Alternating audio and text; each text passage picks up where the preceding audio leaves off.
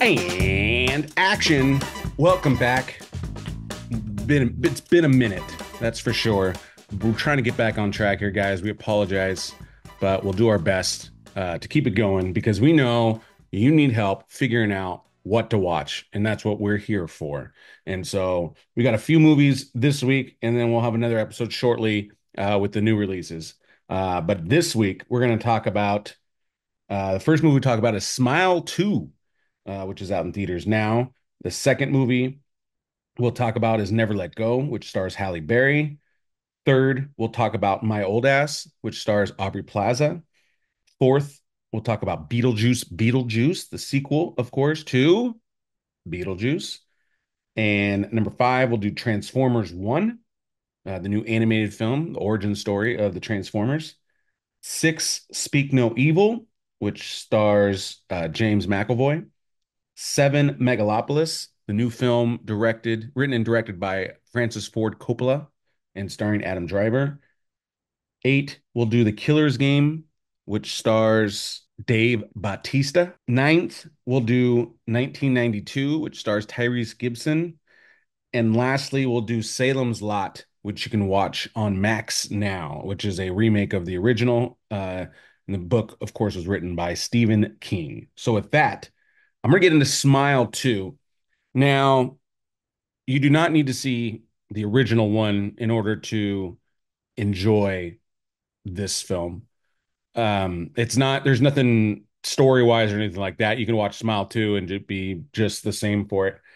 But I'll tell you what, I watched it in theater and I thought the first one was pretty solid. Again, not necessarily my type of movie, but it's creepy. It can get you emotions. This is obviously not going to be for everybody. If you're not into scary movies, obviously this is not going to be for you. But if you like a good, well-written one, I think this one is. This one's very entertaining. I thought ultimately I was on the edge of my seat, and this one also, for lack of a better word, like I definitely had some jump scares in this one. But it was creepy, and I was just very, very curious where it was going to go. The movie, the way it's kind of done, reminded me a little bit of Trap, just because you're getting kind of behind the scenes of, like a pop star. And again, I thought the story was well written and really did a good job. You get kind of right into it. The opening sequence is pretty gnarly. And but yeah, for what it's worth, I thought it's pretty solid. And so I do recommend it if you're into that kind of a movie. Second, we are going to get into Never Let Go. And this is kind of this post-apocalyptic movie with Halle Berry, a little bit of a psychological thriller. Again, if you're not really into kind of creepier movies, then this may not be for you. But, this movie kind of reminded me of another recent film that just came out with M. Night Shyamalan's daughter. I forgot what it's called off the top of my head, but you know which one I'm talking about. But kind of similar. This movie, there's kind of some predetermined actions that you need to do and myths, and then you just kind of you're going along for this journey, and you're trying to figure out what's real, what's not, all that good stuff. And so, I thought it was pretty solid. Again, you have to like these type of movies, but I thought it was pretty solid. I enjoyed it, and I think it was worth seeing. It's still in theaters, but even when it comes out on streaming, I think it's a good watch. Good date movie maybe. Third, My Old Ass, and that stars Aubrey Plaza. Uh, and this was written and this also stars Maisie. What's her name? Maisy Stella. And this was written and directed by Megan Park. And this got a 7.5 in IMDb. And I'll tell you what, I thought this was going to be a comedy, Aubrey Plaza, and it is a comedy. And she's funny and she does a great job. But I feel this movie is even more than just a comedy. I thought this had some real heart to it and some real genuine emotions. And I even think I got pretty teary-eyed um, towards the end, and even Nicole did as well. So we really, really enjoyed this film. Probably this might have been for my money might have been the best movie that I'm gonna review out of all these. This might be my number one. Definitely had the most impact on me, if that makes sense. And so I really, really highly recommend it. It again kind of has all the different emotions that you want from a movie, and was just really, really well done, and definitely felt very personal. And typically when it's someone writes and directs it, it's usually a pretty personal film. And so yeah, I highly recommend it. Kind of reminded me a little bit of that Florida movie. I don't remember off the top of my head. I'm so sorry. But there's a movie. I think it's on either Apple TV Plus, but it was a really well done movie about a girl dealing with her sick brother. Kind of a similar type film in terms of the journey and all that good stuff. But yeah, very funny, very good. Check this movie out. Highly, highly, highly recommend this one. Fourth, Beetlejuice. For this one, I'm going to jump to my brother. He shot a review on this one. So, Pete, take it away. All right, Beetlejuice, the long anticipated sequel to the 30 years ago original Beetlejuice. This, of course, brings back Michael Keaton and Wynona Ryder and Catherine O'Hara, who all three did a fantastic job in this film. But then you have a newcomer to this franchise who's Jenna Ortega, and she just crushes this film. She just so good. William Dafoe is in this. He plays sort of a lead detective inspector of the underworld, and he was phenomenal as well. Everyone did really well in this film. I just didn't think the film was that great, to be honest. I know it's really highly rated, and I know that a lot of people really love it, but I almost was asking at the end of it whether or not it needed to be made. Like, was this a story that actually needed to be told? And, in my heart of hearts, I don't think it did, even though there are some real positives that you can take out of this film. So, yeah, watch it at your own risk. If you're a super fan of the original, you are probably going to go into it with a little sense of, you know, hesitation. And I think it's absolutely justified to have sort of mixed feelings about this movie. So, yeah, Beetlejuice. Awesome. So my take. So I'll give you kind of a little bit of the story, then I'll get into the movie. So I never saw the original one. I mean, I saw a little bit of it when I was a kid, but I don't think I ever finished it. Wasn't really my thing when I was a kid. I mean, this came out definitely like I'm under 10 years old, I think, when this movie came out. And so this just didn't really connect with me. I love Tim Burton, Batman, Edward Scissorhands. I like a lot of his other movies. This one, for whatever reason, didn't work for me. However, I knew as an adult, obviously, you have different appetites for movies, and so I rewatched the original, and I enjoyed the original. I can see why so many people liked it, why it's popular. I love the music. I've always heard the music because I have it on, my soundtrack and my playlist and all that good stuff. But seeing it kind of all play into everything, I thought the movie was well done, and I can see why they did a sequel. And so the sequel, I went in and I thought the sequel worked pretty well. I thought they did a good job with the story, and the sequel made sense. A lot of these 30-year-old plus sequels are really working because the stories are really authentic, and you can actually make a genuine story from where the character is at, and the character obviously has grown. And so when you can kind of combine the old and the new, it works when you have that much time that's elapsed. One of the bigger problems that like the 80s and 90s films sequels, when they would make the sequel less than like 2 years after the next one, is because there wasn't a whole lot to tell still, because not, unless you're really just kind of rewriting the same thing, which is why a lot of the sequels just weren't simply as good. The character didn't have enough need or want in a lot of these sequels, but this one, you know, they make the daughter, or it'd be the granddaughter, to that family. She's now the main character, and so you still have the connection, but again, it's a different story, different person, different needs, all that good stuff. And so, again, I thought the movie was well done, and I know absolute Beetlejuice fans would love this film. I'd say if you've never seen Beetlejuice, check it out. I mean, it's a little, some of the animation and CG is definitely dated, but I think you can get over that and just enjoy the movie for what it is. It's still a very unique movie, so definitely check that out. Fifth, Transformers One. Now, I'd mentioned this with the last Rise of the Beast, but with this film, Steven Spielberg and a group of filmmakers and executives uh, put over $10 million, I believe was the number, into basically a writing caucus, and they came up with a bunch of new ideas to kind of revitalize the franchise and also set it up for direction, a la very similar to what Marvel Studios did with the Infinity Stone saga, right? So where it's like everything kind of has a purpose versus just we're making movies that are one-offs, all that good stuff.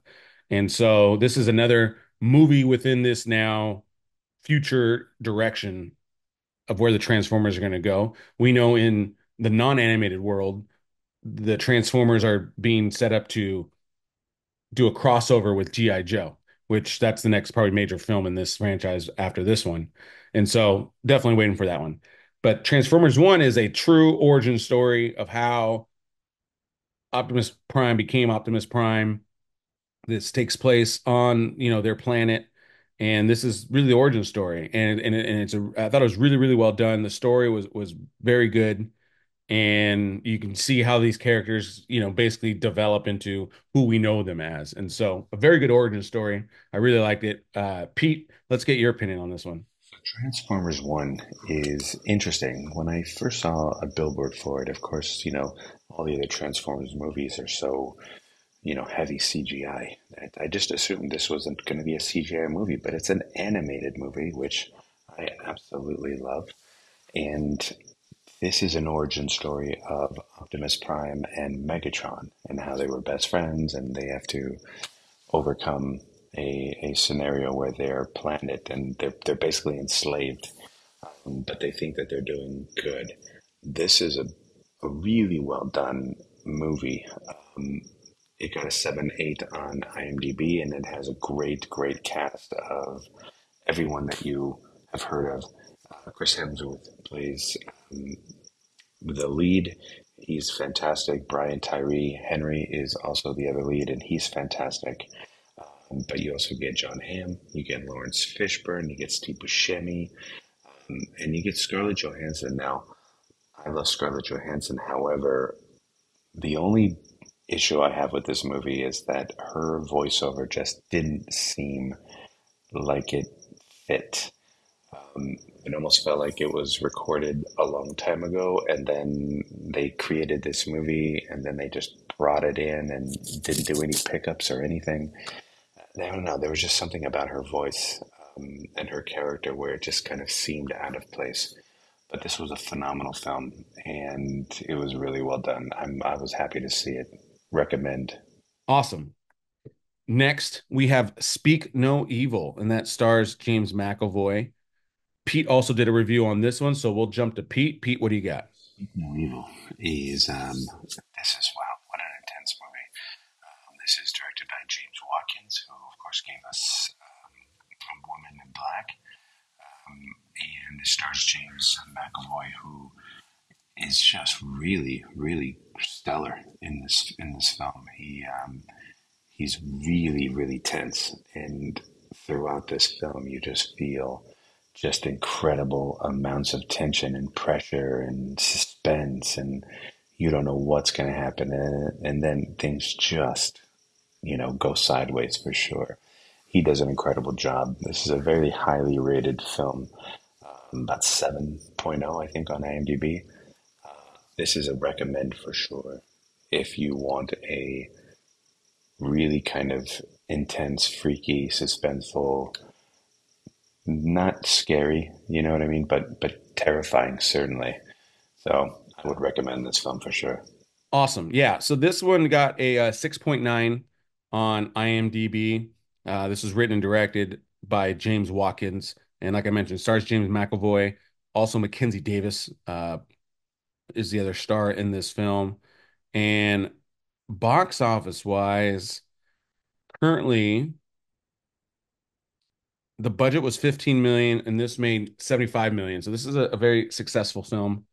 Again, typically take half of what that is. So that's a little over what's that? 33 million, 32.5 million is what it grossed off a budget. So doubled its money, which is, kind of what you want. But yes, this psychological thriller, again, kind of very good. I'm trying to think of what another good comp for this is, but ultimately, again, if you can handle kind of the terror and all that good stuff, it's very good. This isn't as much as a horror film as it is, again, like a psychological thriller. So I think that's careful to note it, but I think this is a good kind of like date movie. I think it was entertaining and I thought it moved very well. And so I recommend it. Again, I think it lines up with the reviews that other people have given it. And yeah, I thought it didn't last too long either, which is good. But I thought it was a good ride and I enjoyed it. Next, we have Megalopolis. So this has been a long time coming. Francis Ford Coppola, hasn't done a lot lately, but of course, you may know that name, and he directed, of course, The Godfathers and Apocalypse Now. That's obviously what he's known for. He's considered one of the greatest filmmakers of all time, and so you're just curious on where this one is going to go. And I'm curious to hear what Pete has to say. We'll jump to him first, and I'll give mine. Megalopolis. Megalopolis is the latest movie by Francis Ford Coppola, and you always expect great things from this. He's like basically the living legend. He's the greatest living director, arguably, right now. And this movie is just not good. It's really bad. All-star cast that has some of the greatest actors and actresses that we have in cinema right now.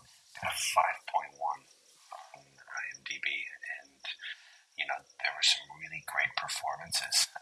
Adam Driver, I thought was fine. Aubrey Plaza, I thought was fantastic. You got to see Lawrence Fishburne. You got to see Talia Shire. Natalie Emmanuel is incredible. She's just one of these actresses that just comes out and is always crushing.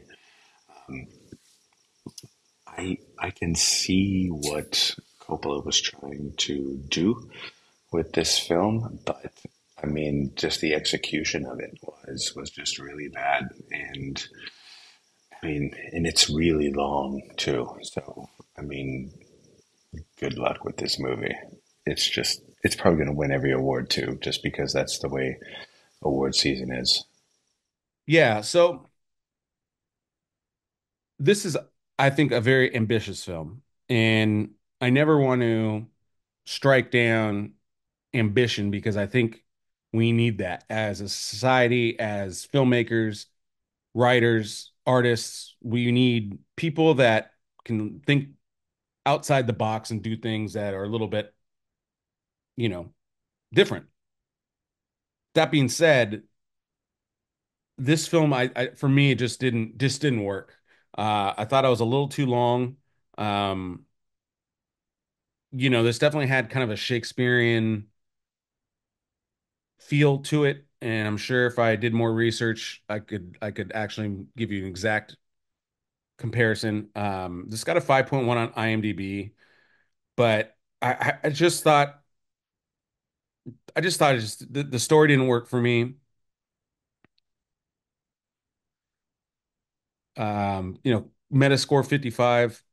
So, like I said, this film was actually written in the 1980s, but it's just it had a lot of financial problems with this. I mean, I don't think it did well at all. Gross worldwide 12 million, budget 120. I mean, there's zero chance it's going to get its money back. But again, I appreciate the ambition. I appreciate what he's trying to do here. I just think that, it sometimes just comes back to the story. Is the story good enough? And I think that's where it kind of slacked. But it was just kind of boring, to be honest. So not a big fan. I hate to say that. because I don't want to take away from experimentation, but again, I think it starts with the script, and I don't think it worked. So next we have The Killer's Game. Like I mentioned, that stars Dave Bautista. This is an action comedy, and this one got a 5.7 on IMDb. I didn't really know any. Oh, Sophia Botella is also in this, and this is directed by J.J. Perry, and you may know him.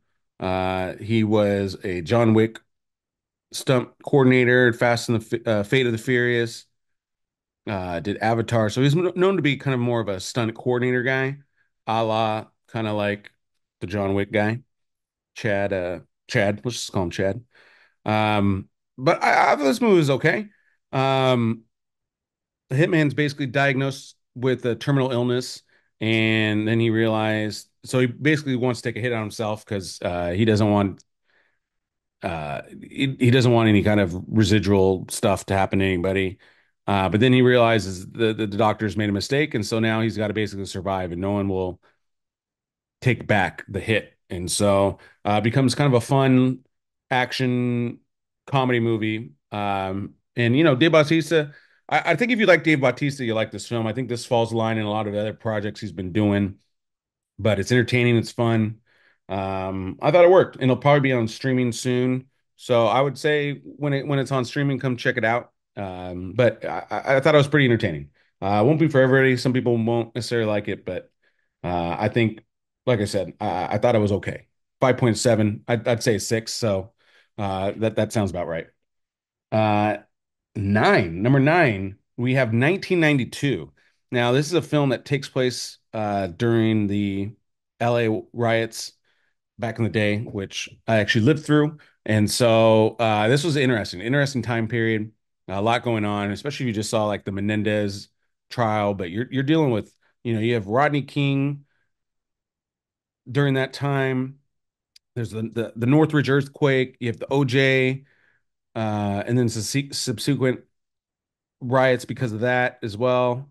And then you also had the Menendez brothers, and so it was kind of a crazy time period. And we had flooding, fires. It was a crazy time period. I just remember, you know, a lot of chaos during that time period. And so this movie takes place in South Central 1992, right in the middle of the Rodney King stuff. And so this is about like a father who basically needs to protect his son and make sure that um, they stay safe, but they get caught up in someone else trying to make a hit at his work. And so I thought it was really, really well done. Again, I love movies like this. This is actually my kind of a film where I call it historical fiction, which is I don't call it, that's what people call it.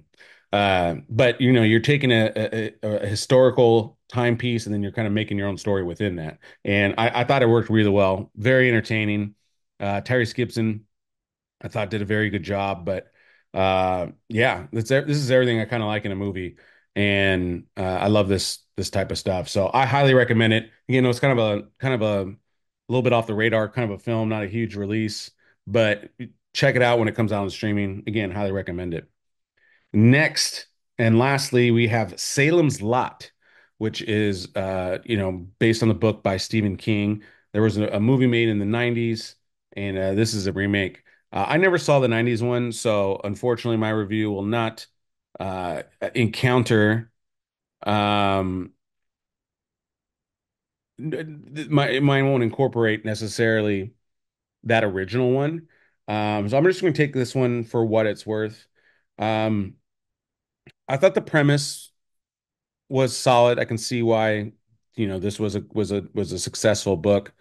Um, this, Stephen King always likes to write about, the northeastern part of the United States, Maine, typically. And so that's where it's actually Jerusalem's lot. And then it gets short to Salem lot. Basically, this town gets taken over by vampires, and this writer who's going there for inspiration grew up there, basically needs to stave off the vampires in order to survive and save the town. And so kind of a classic kind of vampire horror story, and so it's decent. It's decent. I don't think, it's going to blow anybody away, but I was entertained. Again, this is going to be on HBO Max, and so if you have it, I thought it was a decent streaming movie, which it was, just straight to streaming, and so it's entertaining. I thought it was decent content. So if you like vampire movies, stuff like that, I would say check it out. If you're not into it, you probably won't like it. So kind of very cut and dry on what it is. It didn't blow me away, but uh, I didn't think it was terrible. So take it for what it's worth. All right, that's gonna wrap it up for this week. Again, next week we're gonna do Venom: The Last Dance, which just came out. I saw it last night, but it comes out today. So make sure you check it out this weekend. Next, we have Woman of the Hour, which is on Netflix now. That's directed by Anna Kendrick, and she's also stars in that. But that's about a serial killer that actually was on the Dating Game TV show in the late 1970s. So, interesting movie. Check that out. After that, we'll also have Your Monster, which stars Monica Barrera, I believe is her name. We'll also be reviewing Brothers, which stars Josh Brolin and Peter Dinklage, and that's on Amazon Prime now. You can watch that now. And yeah, that'll be what's on tap for next week. So please make sure you like, share, subscribe. Again, we'll try and keep pumping out a little bit more content for you. We've been on a little bit of hiatus, but we're gonna make that effort to, now that things have started to settle down a little bit, we'll make sure we're back on this journey of reviewing movies, letting you know what to watch. Thank you guys. Appreciate you. Comment below if you've seen some of these movies. Give me your take. I love having discourse. So let's talk about it. Make sure you go to see those movies. If you don't have the AMC pass, check that out. Highly recommend it. That's how I'm able to see all these movies, and highly, highly recommend it. So with that, that is a cut. Thanks, guys.